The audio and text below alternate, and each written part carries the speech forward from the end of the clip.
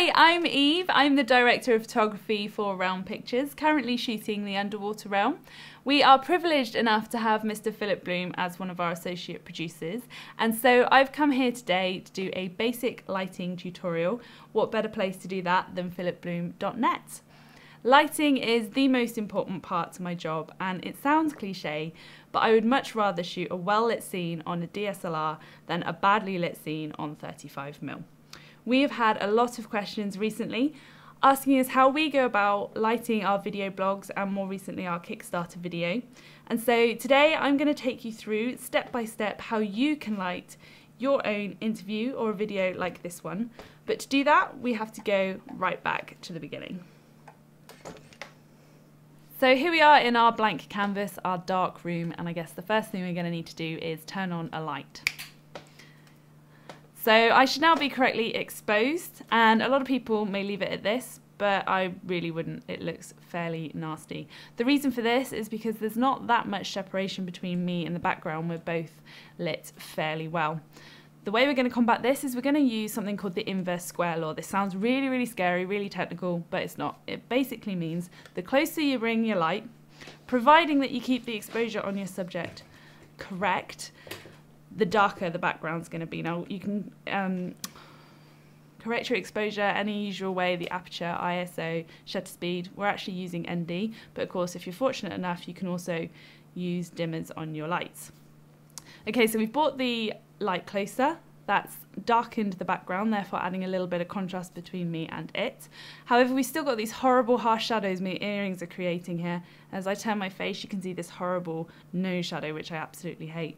Also, I haven't got much of an eye light here. Eye light, I think, is massively important. Never forget an eye light. They say that the eyes are the window to the soul, so get that little eye light in there, make them ping a little bit. But what we're going to do is we're going to get rid of these harsh shadows and we're going to use diffusion. Dave, if you could pop that diffusion up for me.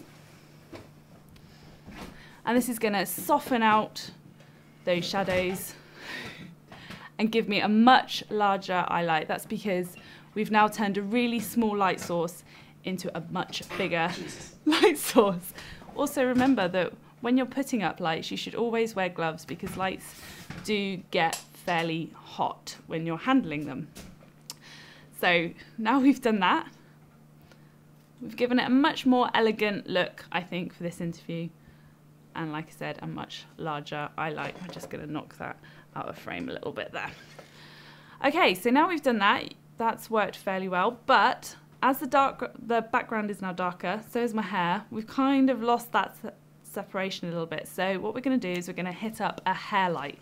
What this is going to do, it's not only going to highlight the glossiness of my newly washed hair, but it's also going to basically draw a line around my head and shoulders, just getting that little bit of separation back. And then what we're going to do is we're going to add my next favourite, which is the 3/4 backlight. Now that pretty much says what it does on the tin. It's not a full backlight, this is actually a 3/4 backlight. And the reason why I love this so much is because when you use a soft diffuse light like this, you run the risk of maybe flattening any modelling that you've got given in the face.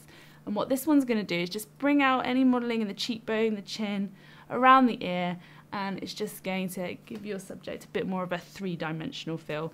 You can adjust the height, the angle of the 3/4 backlight depending on the subject that you're shooting. You could be shooting a real fat man or an absolute supermodel with stunning cheekbones, so just bear that in mind when you're shooting different subject matters. Okay, so that is our basic lighting setup. You can leave it there. It looks perfectly fine. I think you could shoot like this.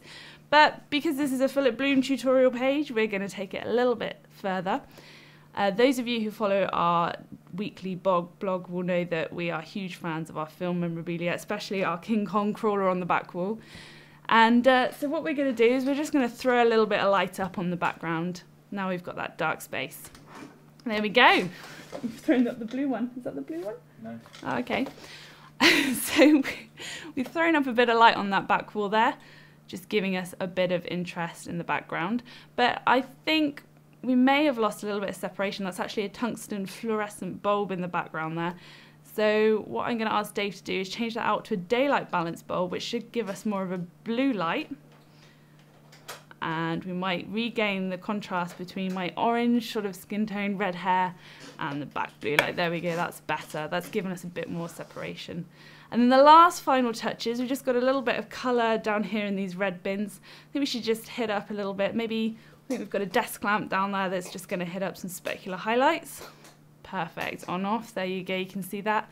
And the last final touch there is a little bit of dead space up here in this left-hand corner on the stairs. So we're just going to throw a little bit of light down those stairs. Never forget the little touches like this, they can add a lot of depth to shots.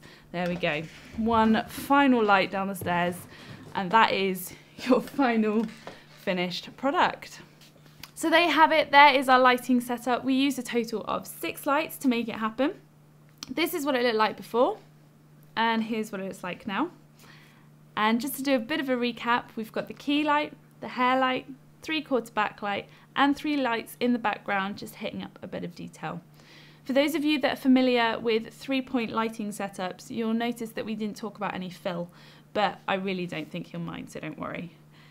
If any of this has been useful to you, then please come over to theunderwaterrealm.com, where we do a weekly blog and talk about this sort of stuff all the time. However, more importantly, please come over to our Kickstarter campaign page, where we're offering fantastic tutorials on all sorts of things, including exploding cannons to make safe explosions for your indie action film, to battery-powered LED soft lighting. Fantastic tutorials that are really worth any donations that you guys can offer us. As I said earlier, Phil Blue made a donation. He is an associate producer on this project, which really means a lot to us, so thank you so much for that, Phil. If you have any questions for me or for any of the team, then please do get in touch. The best way to get in touch with me is on Twitter. I am @Eve Hazelton. Thanks very much for listening, and I will see you all really soon.